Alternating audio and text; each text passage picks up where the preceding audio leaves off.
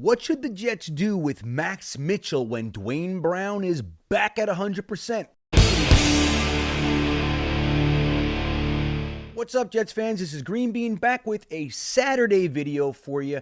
We are coming around the mountain to the longest point that we can experience the buzz of the Cleveland Browns victory, and we're heading into our second Ohio team in the early part of the season, the Cincinnati Bengals, and we'll have to see how the Jets play against them in our return to MetLife Stadium. Before we get started, I want to remind all you guys how important it is that you hit that like button, and if you haven't subscribed to the channel, please do. It's a little rectangular button, nice and red, says subscribe. Hit that.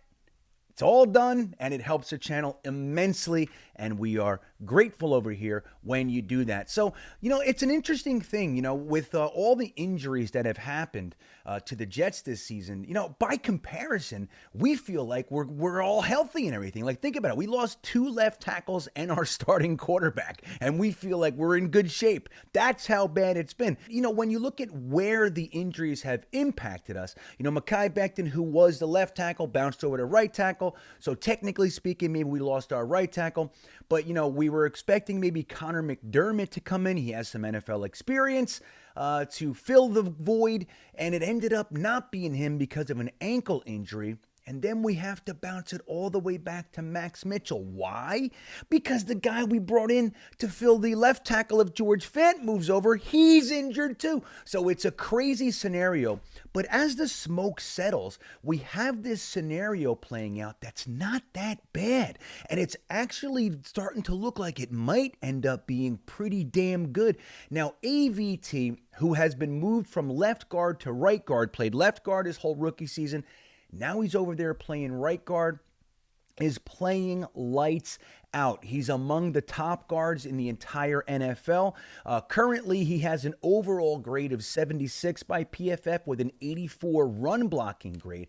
And the guy is absolutely pancaking everybody. He's played 154 snaps, 0 penalties, 0 sacks, and he's just laying the groundwork for a 5.2-yard running game average, whether it's Michael Carter or Breece Hall. The overall is 5.2 yards a carry. Sucks that we keep getting behind and we revert to the passing game. Like, look, in week 1, he threw 59 times. I think Flacco threw 60 times in week 2. So it's unfortunate because our running game is actually pretty damn effective. And a lot of that has to do with AVT. Now, bring in Max Mitchell. He's a rookie. He's a 4th rounder.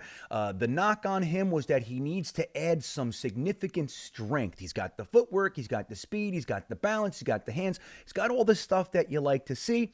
But technically speaking, he's a developmental project, which is why he made it to the 4th round. Now, the Jets have utilized the 4th round for offensive linemen numerous times in the past. The most interesting is somebody that happens to be the exact same numerical pick as Max Mitchell. Way back in the day, we took Jason Fabini with the same exact pick, 111. In the 4th round. As we know, Jason Fabini started on the right side when Jumbo Elliott was here under Bill Parcells. And then when Jumbo Elliott moved on, Parcells moved him on over to the left side, and he manned that. And he was lights out for us for many years. A great player for the Jets. So now you look at Max Mitchell. He made it to pick 111 as well. Weren't expecting to start him, but here he is. Now, he also played 154 snaps. He's given up 1 sack. That's terrible strip sack that we all know. Not 100% his fault, but he's going against one of the more solid players in the league in Jadeveon Clowney. It's a tall order, right? And then he's given up, he's been flagged for 1 penalty as well. So not too bad. When you think you threw him out there out of nowhere against the Raiders, he was mainly going against Owa on the, their left end. He did a pretty damn good job.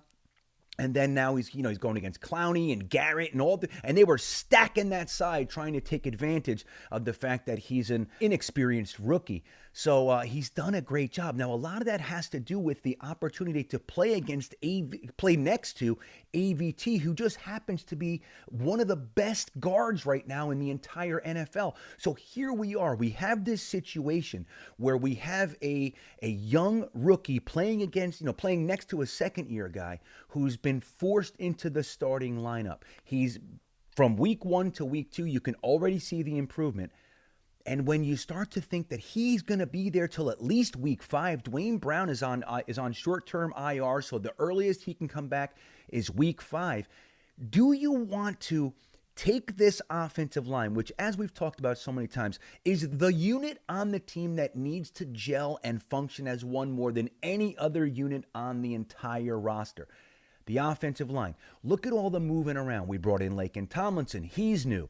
We moved Elijah Vera-Tucker from left to right. That's new. We had Mekhi Becton on the right side. That was new. We had George Fant on the left side. That was the same as last year, but then we moved him over to the right side. We brought in Dwayne Brown. He's new. Then we lose Dwayne Brown. George Fant goes back to the left side. That's new. Then we bring in Max Mitchell. He's new. If you make it to week 5 and the offensive line is really not giving up all that many sacks, starting to look better, and they got a 5.2 rushing yard average, do you really want to take the kid out and then stick a guy in who's never even played here and then move George Fant back to the right side? Do you really want to tinker with this? In my opinion, I think we have our offensive line. Hey, you're paying him $11 million, so be it. You got an $11 million backup at left tackle. It just is what it is. You can reevaluate the situation next year, see if you want to not maybe let Fant go and keep Dwayne Brown, whatever you want to do. That's later. Let's see how the season plays out. In my opinion, Max Mitchell and AVT on the right side, let's let them go the whole season. Let's see how it works out. We might even have our answer, long-term answer, at right tackle. Let me know what you think in the comments. I'm loving myself some Max Mitchell these days. I'm really loving myself some AVT these days. Let me know what you think. You think I'm being silly? You got to pull the kid, let him go back in the weight room and bring in a Pro Bowl left tackle in Dwayne Brown if he's healthy? Let me know what you think. I can't wait to hear what your thoughts are on the matter. And with that all said, have a great day going into this damn Bengals game, and go Jets.